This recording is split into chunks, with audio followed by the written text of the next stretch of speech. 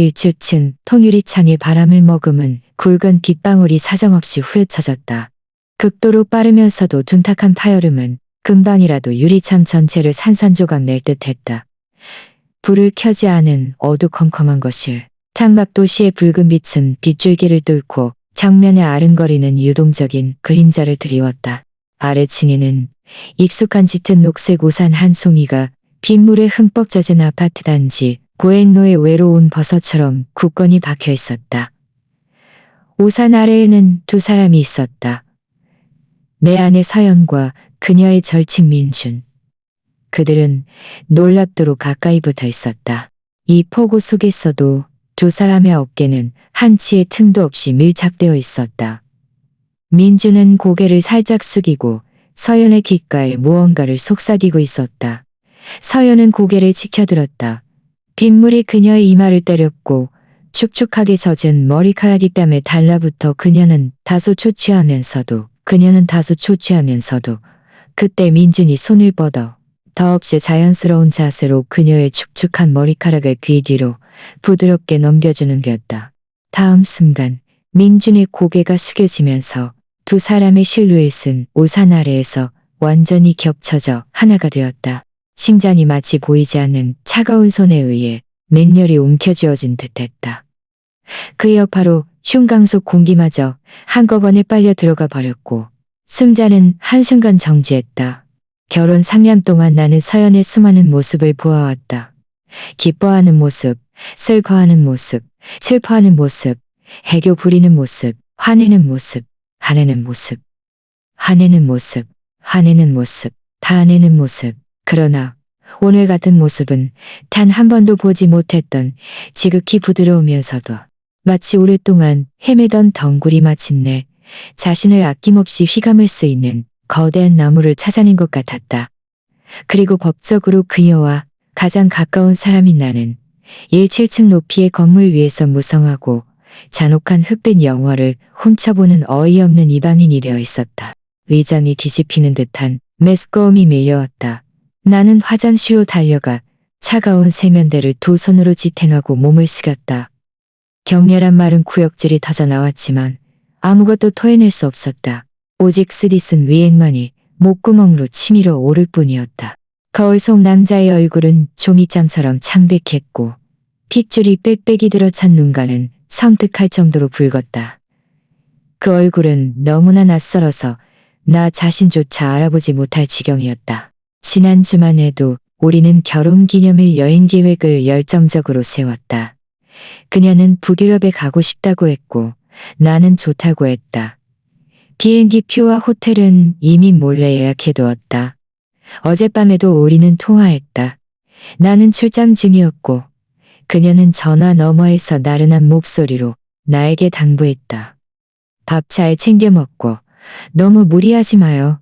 그리고 여보, 너무 보고 싶어요라고 말했다.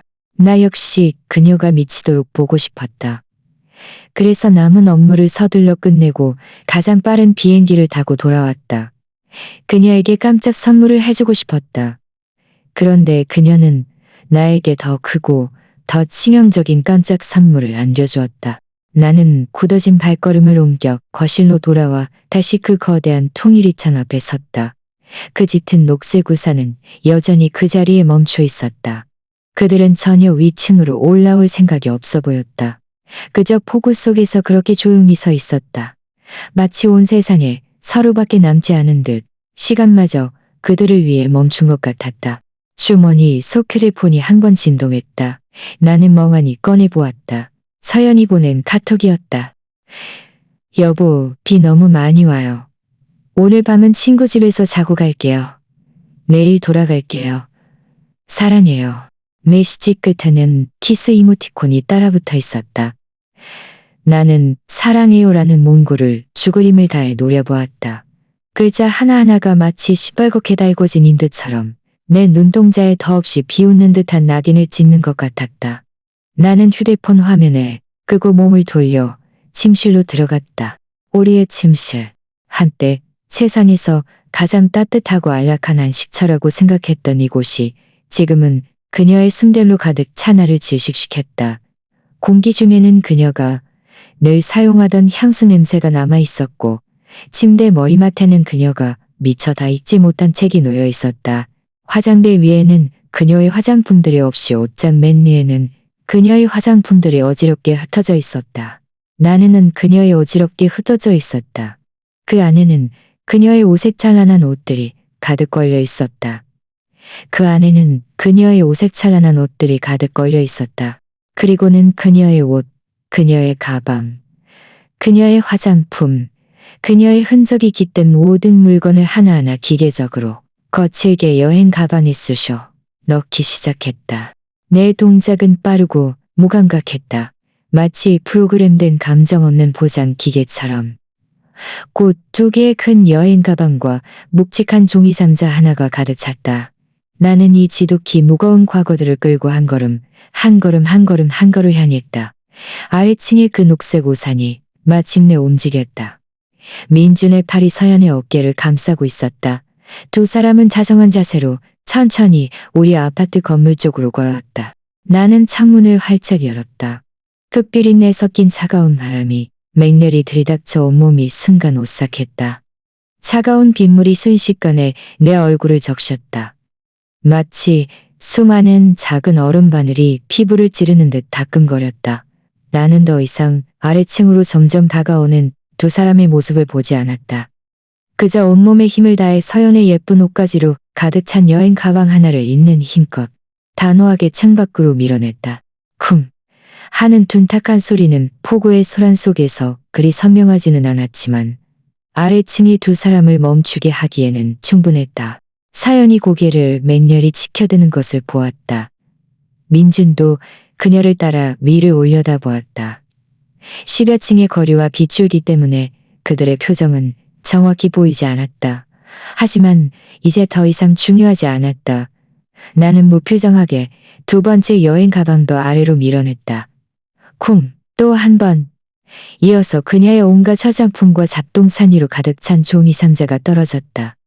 상자는 공중에서 이미 흩어졌고 내용물들은 펴져졌고 내용물들은 하늘에서 이미 흩어졌고 내용물들은 서연이 비명 지르며 우산 아래를 벗어나 미친 듯이 그 잔의 더미 속으로 달려가는 것을 보았다. 무릎을 꿇고 진흙탕 빗물 속에 주저앉았다. 민주는 우산을 든 채 그녀를 뒤따라가 폐허 속에서 그녀를 일으키려 했다. 나는 더 이상 보지 않았다. 나는 더 이상 보지 않았다. 나는 더 이상 보지 않았다. 나는 천천히 창문을 닫았다. 바깥의 모든 비바람, 울부짖음, 얽매임을 닿은 세상에 가두어 버렸다. 그리고 현관으로 가서 안에서 문을 잠그고 또 잠갔다. 온 세상이 이 순간 마침내 완전히 고요해졌다.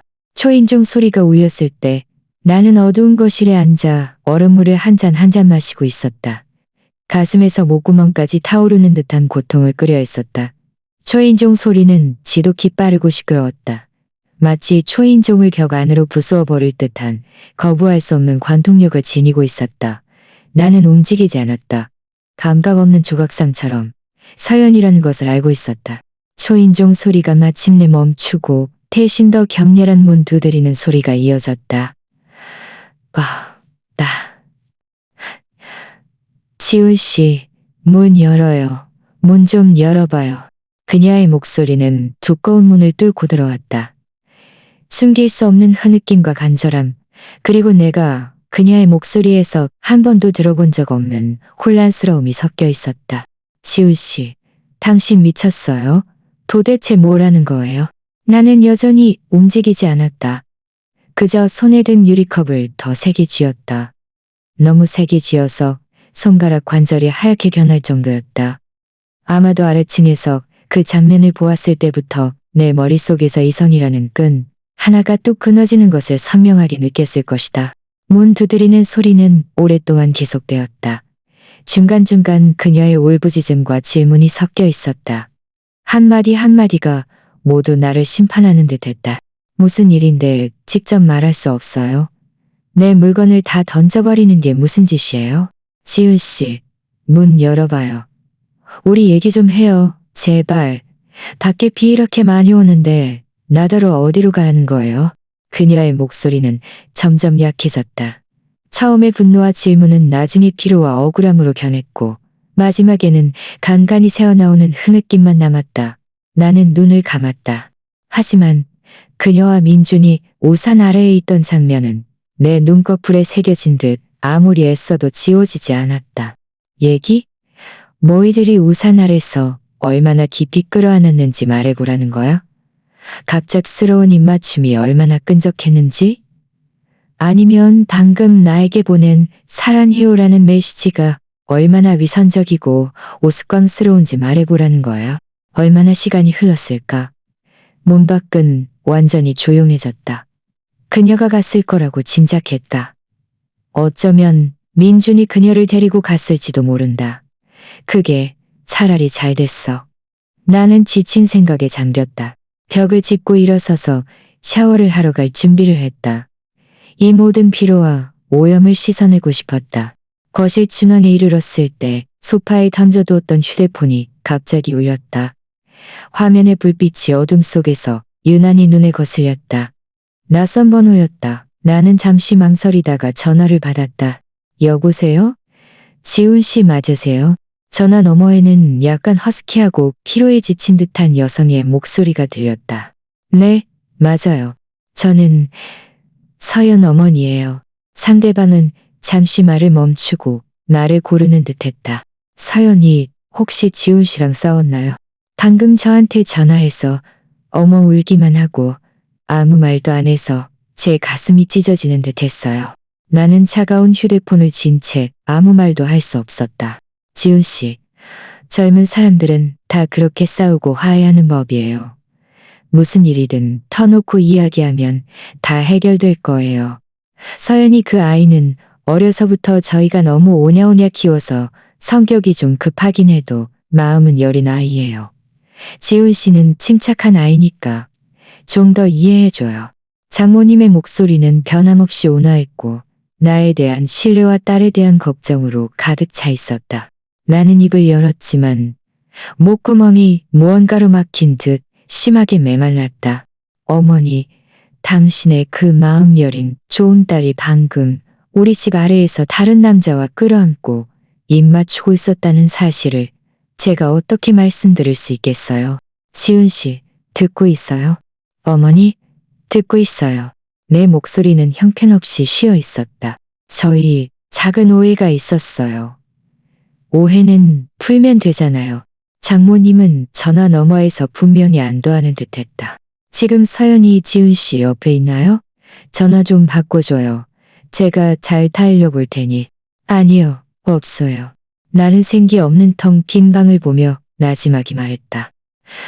나갔어요. 나갔다고요? 이렇게 늦은 시간에 밖에 비도 많이 오는데 어디를 가겠어요?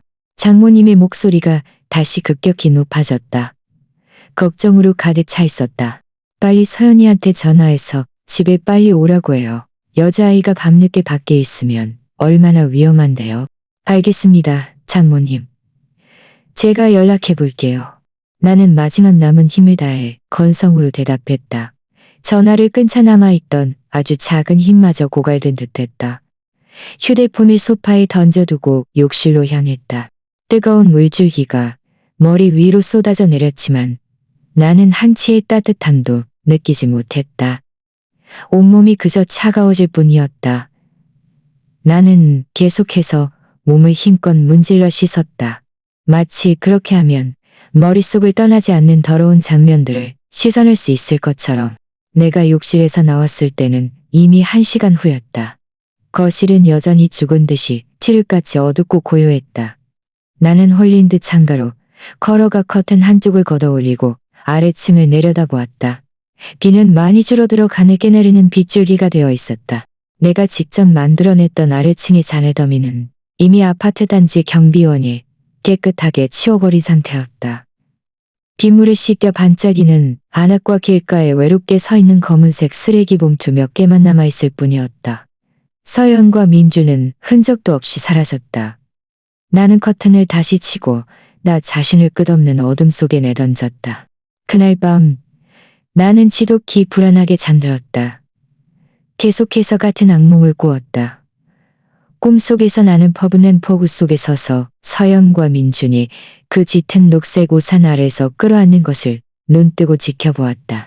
달려가고 싶었지만 다른 납덩이를 매단든 무거워 한치도 움직일 수 없었다. 그저 그 자리에서 절망적으로 울부짖을 수밖에 없었다. 다음 날 나는 다급한 전화벨 소리에 잠에서 깼다. 회사에서 걸려온 전화였다. 긴급한 디자인 시안을 독촉하는 전화였다. 나는 짙은 다크서클과 극심한 두통을 안고 회사로 향했다. 하루 종일 나는 정신이 멍한 상태였다. 디자인 도면은 수없이 수정했지만 여전히 실수투성이었다. 생각은 뒤죽박죽 엉킨 실타래 같았다. 옆자리에 앉은 동료 김 과장님은 내 얼굴색이 좋지 않은 것을 보고 걱정스럽게 다가와 물었다. 지훈 씨, 괜찮아요? 얼굴색이 왜 이렇게 안 좋아요? 영혼을 잃은 사람 같네. 나는 고개를 저으며 울상보다 더 추한 미소를 억지로 지었다. 괜찮아요. 어젯밤에 잠을 잘 못 자서 그래요. 휴대폰은 계속 조용했다. 서연은 나에게 다시 연락하지 않았다. 메시지 한 통, 전화 한 통 없었다. 그래, 잘 됐어. 나는 스스로에게 말했다. 우리 둘 다 냉정해질 시간이 필요해. 퇴근할 때 또 비가 내렸다. 나는 차를 가져가지 않고 회사 지하 주차장에 그대로 둔 채 혼자 길가를 따라 정처 없이 걸었다. 차가운 빗물이 얼굴을 때리자 오히려 혼탁했던 머릿속이 조금 맑아지는 것 같았다. 나는 도대체 어떻게 해야 하는 거지? 이혼이라는 단어가 총알처럼 아무 예고 없이 내 머릿속을 스쳐 지나갔다. 심장이 순간 관통당한 듯 극심한 통증을 느꼈다.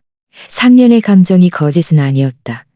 우리는 한때 10여 평남짓한 새방에 함께 옹기종기 모여 미래를 꿈꿨다. 우리는 아무것도 없이 시작해 이 거대한 도시에서 우리만의 집을 갖게 될 때까지 함께 노력했다. 우리는 함께 미래를 계획했고 아직 태어나지 않은 아이의 이름을 두고 다투기도 했다. 그 달콤하고 따뜻했던 추억들이 오래된 영화처럼 한 장면, 한 장면, 한 장면, 한 장면 생생하게 머릿속을 스쳐 지나갔다. 하지만 배신 또한 사실이었다. 아래층에서 보았던 그 장면은 독이 묻은 가시처럼 내 심장에 깊이 박혔다. 조금만 건드려도 감당할 수 없을 정도로 아팠다. 내가 마음이 번잡하고 발걸음이 무거웠을 때 휴대폰이 울렸다.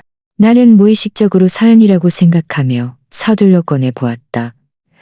그러나 화면에 표시된 이름은 나를 완전히 얼어붙게 만들었다. 민준? 그가 나에게 왜 전화한 거지? 도발인가? 아니면 과시인가? 나는 심호흡을 하고 전화를 받았다. 내가 말을 꺼내기도 전에 민준의 비아냥거리는 목소리가 들려왔다. 그의 말투에는 오만하고 확신에 찬 어조가 담겨 있었다. 지훈 씨, 우리 좀 만나요. 당신이랑 만날 일 없어. 나는 이빨 사이로 몇 마디를 짜내듯 뱉었다. 목소리는 차갑게 얼어붙어 있었다. 아니, 있어. 민주는 전화 너머에서 가볍게 웃었다. 서연에 관한 이야기인데 당신도 듣고 싶을걸? 그의 말투에는 자신감이 넘쳤다. 마치 내가 반드시 올 것이라고 확신하는 듯했다. 나는 몇 초간 침묵했다. 빗물이 머리카락을 타고 목덜미로 흘러내려 차가웠다. 전통 찻집 남쪽 지점. 거기서 기다릴게. 전화를 끊자마자 나는 택시를 잡아탔다. 주소를 알려주고 곧장 그곳으로 향했다. 도대체 무슨 꿍꿍이인지 한번 보자. 찻집은 이름 그대로였다. 번화가의 소란스러움에서 멀리 떨어진 오래된 골목 깊숙한 곳에 숨어 있었다. 고풍스러운 인테리어, 손님은 많지 않았고 공기 중에는 은은한 차 향과 향내가 감돌았다. 매우 고요했다. 내가 도착했을 때 민주는 이미 창가 좌석에 앉아 있었다. 그는 제일 좋은 연회색 니트를 입고 있었고 머리는 단정하게 정돈되어 있었다. 손 옆에는 따뜻한 녹차가 김을 모락모락 내며 놓여 있었다. 그는 온화하고 고상한 분위기로 이곳 환경과 하나가 된 듯했다. 뭐 마실래요? 그가 물었다. 마치 오랫동안 알고 지낸 친구를 대하듯 익숙한 태도였다. 할 말 있으면 해요. 나는 그와 불필요한 잡담을 하고 싶지 않았다. 그의 맞은편 의자를 곧장 당겨 앉아 시선을 피하지 않고 그를 똑바로 응시했다. 그는 화를 내는 것 같지도 않았다. 천천히 차주전자를 들어 자신에게 차를 따르고 나서야 눈을 들어 나와 시선을 맞췄다. 지훈 씨, 당신 너무 충동적이었어. 그가 입을 열었다. 말투는 평온했다. 마치 자신과 전혀 상관없는 일을 평가하는 듯했다. 내가 충동적이라고? 나는 어처구니 없다는 듯 웃음이 터져 나왔다. 민준 씨, 당신이 나를 비난할 자격이라도 있어? 내 아내를 끌어안고 내 아파트 아래에서 애정행각을 벌일 때는 왜 결과를 생각하지 않았지? 나와 사연은 어쩔 수 없는 감정이었어. 그는 아무렇지 않게 이 몇 마디를 뱉었다.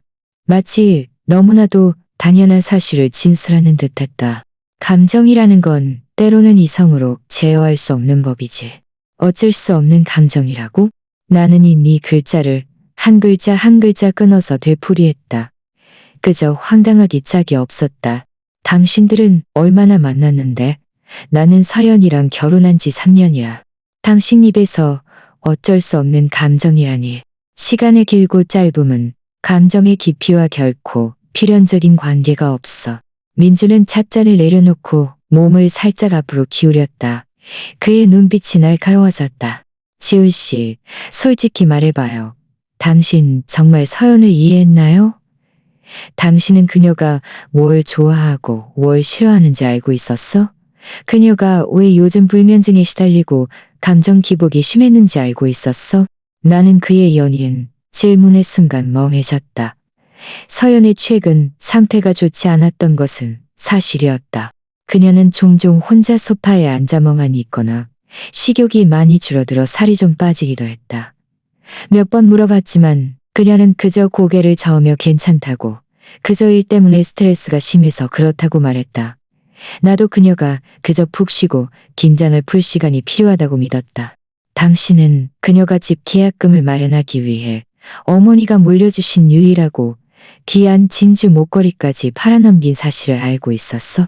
민준의 목소리는 크지 않았지만 마치 무거운 망치처럼 내 심장을 세게 내리쳤다. 나는 충격에 휩싸여 그를 바라보았다.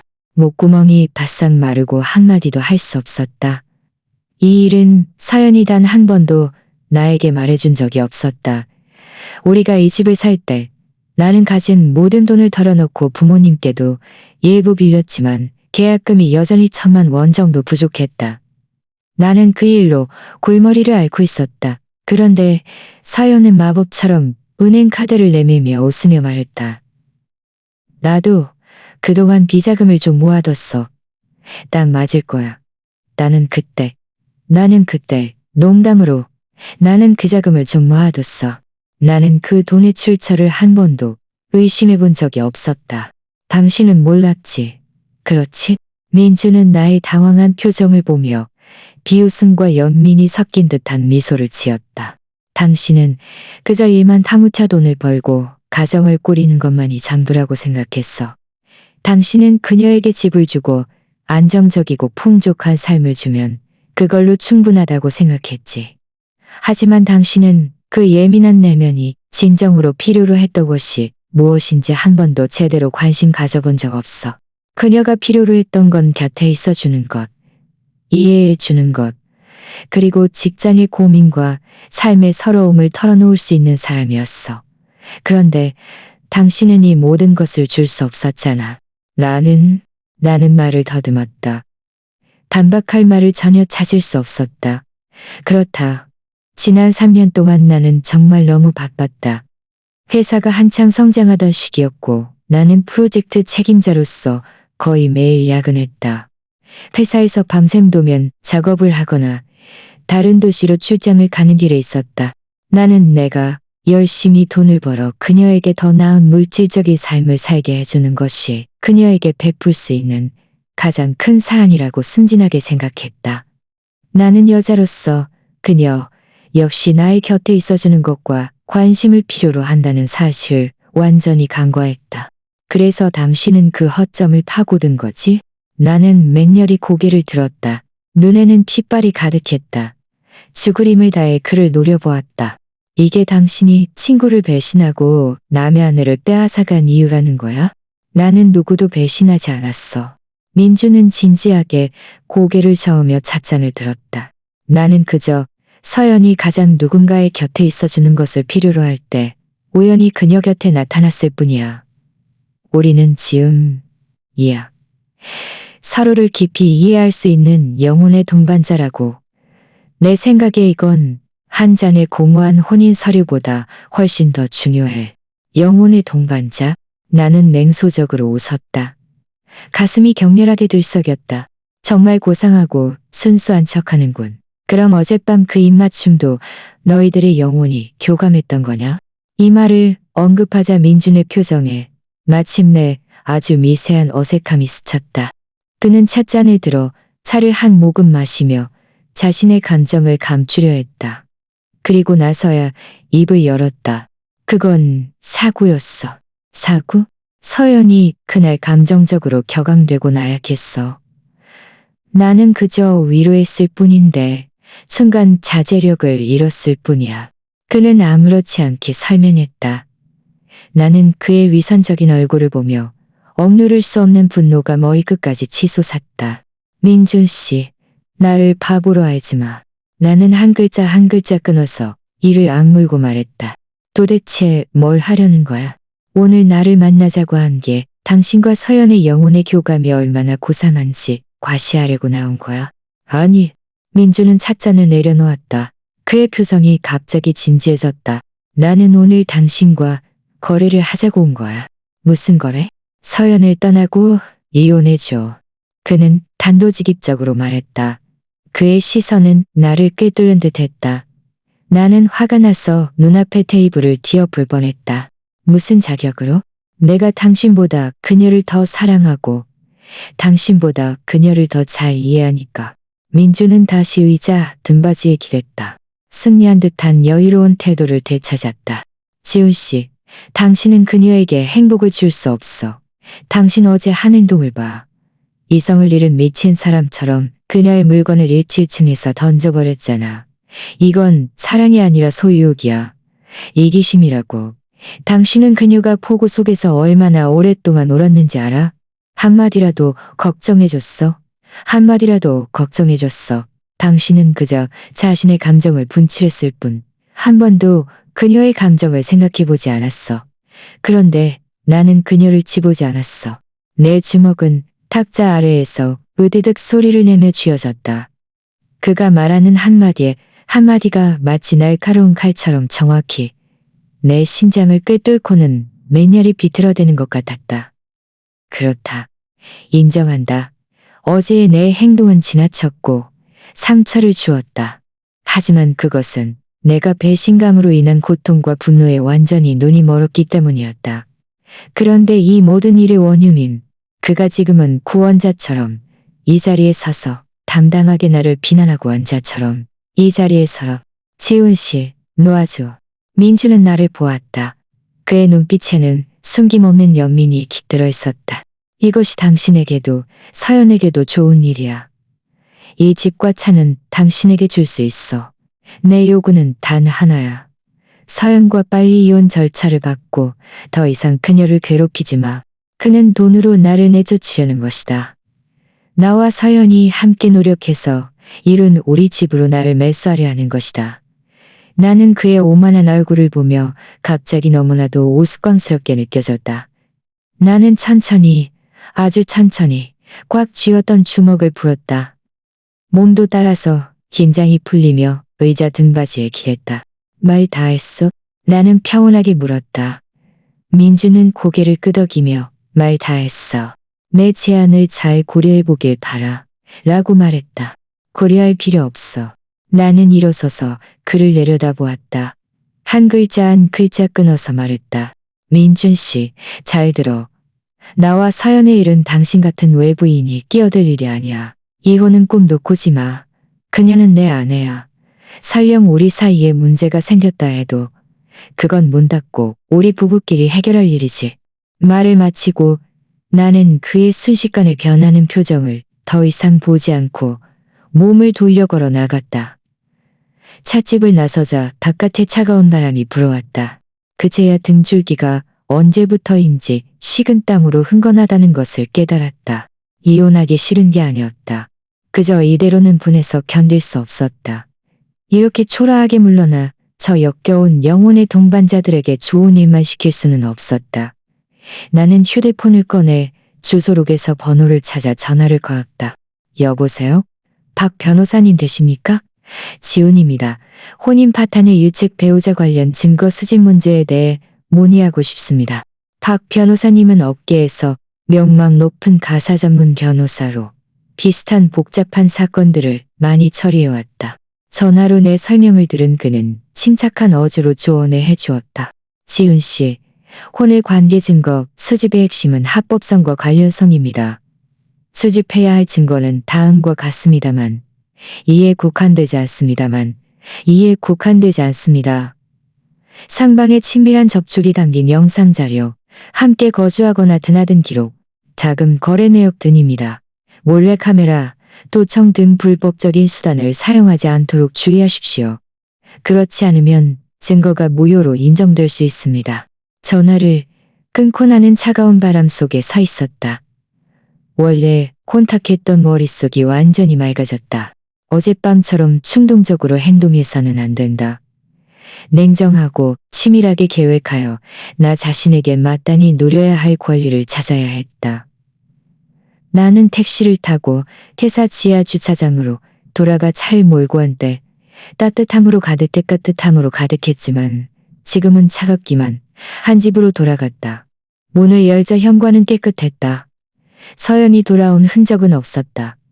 거실의 통유리창은 굳게 닫혀 있었고 유리에는 빗물 씻고 간 물자국이 남아 있었다. 시선은 무심코 창밖, 한때 배신을 목격했던 그 아파트 단지 쪽으로 향했다. 휴대폰이 또 한 번 진동했다. 이번에는 서연이 보낸 카톡이었다. 그녀가 마지막으로 메시지를 보낸 지 정확히 하루가 지났다. 지훈 씨, 우리 얘기 좀 할 수 있을까요? 제가 잘못했어요. 어제 일은 오해였어요. 화내지 마요. 오해? 나는 이 두 글자를 보며 더없이 비웃는 듯한 기분이었다. 그녀는 진심 어린 사과 한마디도 없이 모든 것을 오해로 돌리려 했다. 나는 답장하지 않았다. 그저 그녀의 채팅방 알림을 껐다. 그 후 며칠 동안 나는 평소처럼 출퇴근했다. 겉으로는 평소와 다를 바 없어 보였다. 오직 나 자신만이 내 마음속 긴장감은 풀리지 않았다는 것을 알고 있었다. 나는 박 변호사님의 조언에 따라 정식 흥신소에 의뢰하여 서연과 민준이 함께 있는 증거를 수집하도록 했다. 동시에 우리 공동재산을 정리하기 시작했다.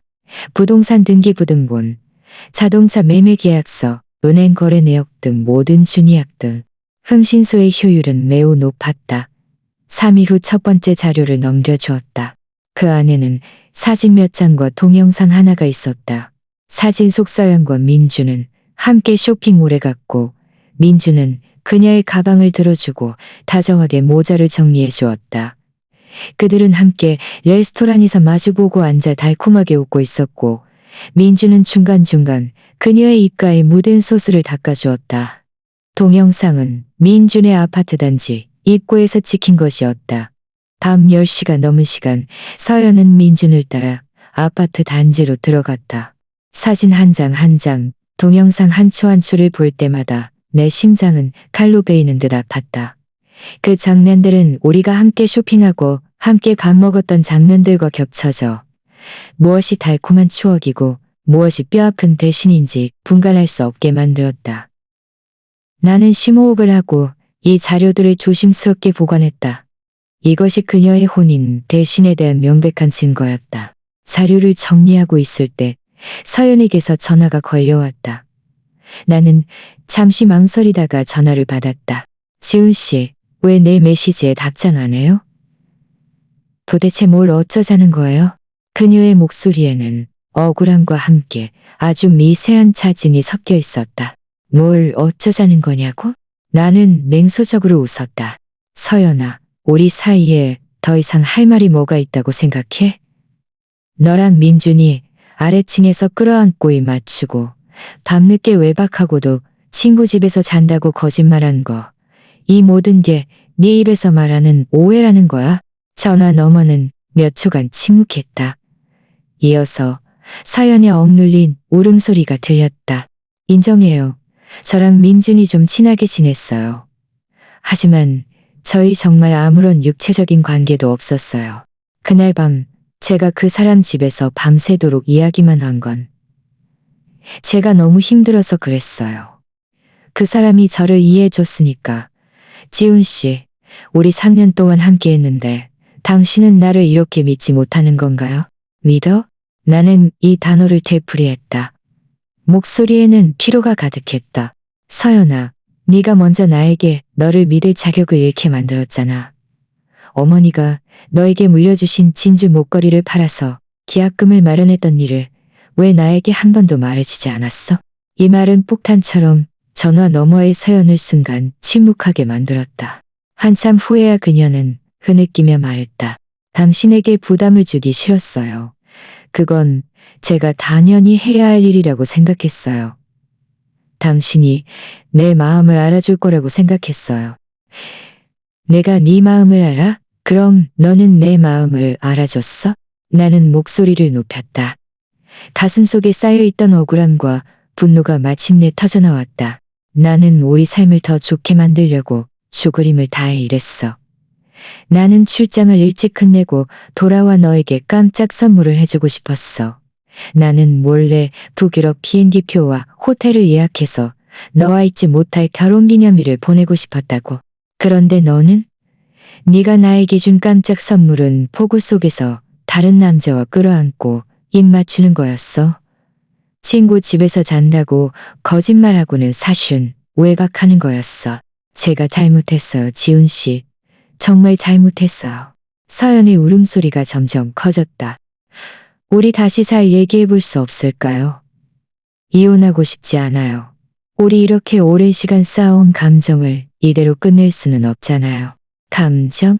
나는 자조적으로 웃었다. 서연아, 우리 감정은 너와 민준이 선을 넘은 그 순간 이미 산산조각 났어. 깨진 거울은 아무리 다시 붙여도 금이 가는 법이야. 말을 마치고 나는 전화를 끊었다. 더 이상 아무것도 듣고 싶지 않았다. 전화를 끊은 지 얼마 되지 않아 민준에게서 다시 전화가 걸려왔다. 나는 미간을 찌푸리며 전화를 받았다. 지훈 씨, 서연을 더 이상 몰아세우지 마. 그녀는 이미 죄책감에 시달리고 있어. 모든 잘못은 나에게 있어. 내가 먼저 다가간 거야. 당신이 비난할 거라면 나를 비난해. 당신을 비난해? 나는 냉소적으로 웃었다. 민준 씨, 모든 책임을 당신에게 떠넘기면 당신들이 나에게 준 상처를 만회할 수 있다고 생각해? 그렇게 하면 서연이 책임에서 완전히 벗어날 수 있다고 생각해? 불가능해. 내가 말해줄게. 나는 법적 절차를 통해 이 문제를 해결할 거야. 누구도 책임에서 도망칠 수 없을 거야. 당신 이렇게까지 해야겠어? 민준의 말투가 차갑게 변했다. 지훈 씨, 내가 충고하는데 신중하게 생각해봐. 만약 법정까지 가게 되면 누구에게도 좋은 일 없어. 서연의 명예에 손상이 갈 거고 당신 회사에도 영향이 갈 수 있어. 협박하는 거야? 나는 눈을 가늘게 떴다. 민준 씨, 내가 당신을 두려워할 거라고 생각해? 내가 법적 절차를 밟기로 결정한 이상 이미 모든 준비를 마쳤어. 명예에 관해서는 명예가 실추될 사람은 당신들이지 내가 아니야. 말을 마치고 나는 전화를 끊었다. 그의 번호도 블랙리스트에 추가했다. 또 한 주가 지났다. 흥신소에서 두 번째 자료를 넘겨주었다. 그 안에는 더욱 충격적인 내용이 담겨 있었다. 서연과 민준의 채팅 기록 캡처본이었다. 그 안에는 애매모호하고 노골적인 대화가 가득했다. 그들은 서로를 자기야, 내 사랑이라고 불렀고 영원히 함께하자고 약속했다. 또 다른 은행 거래 내역에는 서연이 지난 반년 동안 민준에게 총 5천만 원 넘는 돈을 송금한 기록이 있었다. 기골 안에는 모두 생활비, 용돈이라고 적혀 있었다. 이 자료들을 보며 내 마음은 완전히 식었다. 나는 모든 증거를 가지고 박 변호사님을 찾아가 정식으로 이혼 소송을 의뢰했다. 박 변호사님은 자료를 훑어보고 고개를 끄덕였다. 지훈 씨, 이 증거들은 매우 충분합니다. 서연 씨에게 혼인 중 외도와 부부 공동, 재산 편취 행위가 있었다는 것을 증명하기에 충분합니다. 이혼 소송에서 그녀는 유책 배우자로서 재산 분할 시 적게 받거나 아예 받지 못할 것이며 지훈 씨는 손해배상을 청구할 수도 있습니다. 박 변호사님은 곧 이혼 소장을 작성하여 법원에 제출했다. 법원의 소환장이 서연의 손에 전달되었을 때 그녀는 마침내 완전히 당황했다. 그녀는 미친 듯이 나에게 전화하고 메시지를 보냈으며 심지어 회사 아래까지 찾아와 나를 기다리고 있었다. 그날 오후 내가 회사 건물을 나서자마자 서연이 멀지 않은 화단에 서 있는 것을 보았다. 그녀는 수수한 원피스를 입고 있었고 헝클어진 머리에 눈은 퉁퉁 부어 있었다. 초췌한 모습이었다. 나를 보자 그녀는 곧장 달려와 내 팔을 잡으려 했다. 나는 몸을 옆으로 피하며 그녀와 안전거리를 유지했다. 지훈 씨, 정말 저와 이혼 소송할 거예요? 저에게 한 번만 더 기회를 줄 수 없을까요? 저 이미 민준이랑 연락 끊었어요. 다시는 그 사람과 왕래하지 않을 거예요. 그녀의 목소리에는 애원이 섞여 있었고 눈물은 계속 흘러내렸다. 연락을 끊었다고? 나는 그녀를 보았다. 눈빛은 차가웠다. 서연아, 지금 이런 말을 하는 게 무슨 소용이 있다고 생각해? 네가 나를 배신한 그 순간부터 우리 사이에 더 이상 어떤 가능성도 없어졌어. 제가 잘못했어요. 지훈 씨. 정말 잘못했어요. 그녀는 땅에 무릎을 꿇고 내 다리를 붙잡았다. 제가 어머니 진주 목걸이를 되찾아왔어요. 민준에게 보낸 돈도 돌려받았어요. 우리 예전으로 돌아가면 안 될까요? 예전처럼 함께 계획하고 함께 살면 안 될까요? 나는 힘껏 그녀의 손을 뿌리치고 한 걸음 뒤로 물러섰다. 예전? 우리는 다시는 예전으로 돌아갈 수 없어. 서연아 일어나. 너무 비참하게 만들지 마. 그때 민준이 갑자기 옆에서 튀어나와 서연을 땅에서 일으켜 세웠다. 그는 내 뒤에 서서 분노에 찬 눈으로 나를 노려보았다. 지훈 씨, 당신 너무 지나쳐. 서연이 이렇게까지 빌고 있는데도 당신은 한 발짝도 양보하지 않는 거야? 지나치다고? 나는 나를 상처 입힌 이들을 보며 더없이 우스꽝스럽게 느껴졌다. 민준 씨, 여기는 당신이 끼어들 일이 아니야. 당장 꺼져. 싫어. 민준은 목에 핏대를 세우며 말했다. 서연은 내가 사랑하는 사람이야. 당신이 그녀를 괴롭히는 꼴을 볼 수 없어. 지훈 씨, 당신이 정말 서연을 사랑한다면 그녀를 용서해야지. 이렇게 대하면 안 돼. 사랑? 나는 냉소적으로 웃었다. 당신들 둘이 말하는 그 사랑은 배신과 상처 위에 세워진 더럽고 우스꽝스러운 거야. 내가 말해줄게 민준 씨. 당신과 서연의 일은 내가 끝까지 책임을 물을 거야.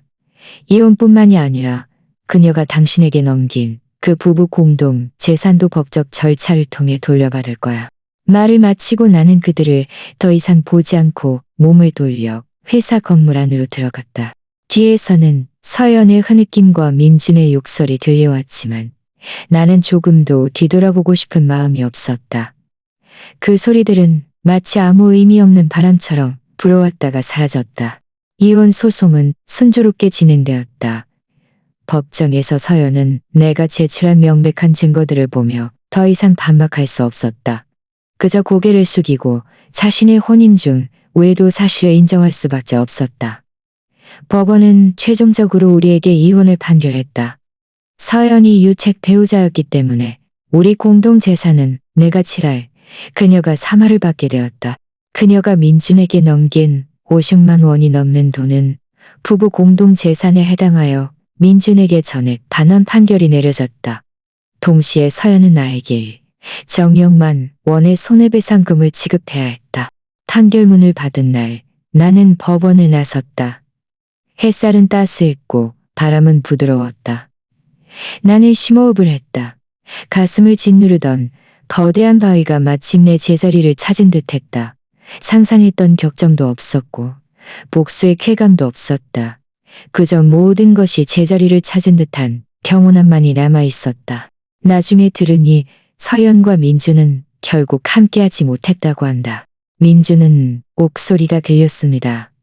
민주는 오영영만 원인 없는 돈을 반환해야 했기 때문에 서연과 크게 싸웠고 두 사람은 불화 속에 헤어졌다고 한다. 서연은 우리가 한때 살았던 집을 떠나 작은 원룸을 빌려 살았고 삶이 순탄치 않았다고 한다. 그녀의 부모님도 이 일로 그녀와 크게 다투어 관계가 매우 서먹해졌다고 한다. 나는 더 이상 그녀의 어떤 소식에도 관심 두지 않았다. 나는 우리가 한때 살았던 집을 팔고 조금 더 작은 아파트로 이사하여 새로 인테리어를 했다. 그녀에 대한 모든 흔적을 지워버렸다. 나는 다니던 회사를 사직하고 새로운 회사로 옮겨 새로운 삶을 시작했다. 한가할 때는 운동하고 책을 읽고 여행을 떠났다. 우리는 한때 계획했던 북유럽에 가서 찬란한 오로라를 보았다. 오로라 아래 서서 나는 마침내 깨달았다. 어떤 상실은 사실 또 다른 어둠이라는 것을. 그 실패한 결혼은 나에게 고통과 배신을 안겨주었지만 나를 많이 성장시켰고 자신을 더 잘 사랑하는 방법. 1년 후 나는 한옥계 교류회에서 하은이라는 여자를 알게 되었다. 그녀는 온화하고 독립적이며 이해심 깊었다. 타인의 과거를 존중할 줄 알았고 나와 함께 미래로 나아갈 의지가 있었다. 우리는 편안하게 지냈다. 격렬한 열정은 없었지만 잔잔하게 흐르는 따뜻함이 있었다. 어느 날 하은이와 함께 오래된 골목을 걷다가 찻집을 지나게 되었다. 그녀는 웃으며 차 한잔할지 물었다. 나는 그 찻집을 보며 문득 민준과 만났던 그 전통 찻집이 떠올랐다. 나는 고개를 저으며 웃으며 말했다. 아니, 괜찮아. 우리 뭐 좀 먹으러 가자. 나는 하은의 손을 잡고 오래된 골목을 천천히 걸었다. 햇살은 나뭇잎 틈새를 뚫고 땅에 쏟아져 얼룩덜룩한 빛과 그림자를 만들었다. 나는 알고 있었다. 그 고통스럽고 추악했던 과거는 이미 완전히 새로운 장으로 넘어갔음을. 앞으로의 날들, 나는 이 성장과 깨달음을 안고 나 자신을 잘 사랑하고 내 곁의 사람들을 잘 사랑하며 나만의 멋진 삶을 살아갈 것이다.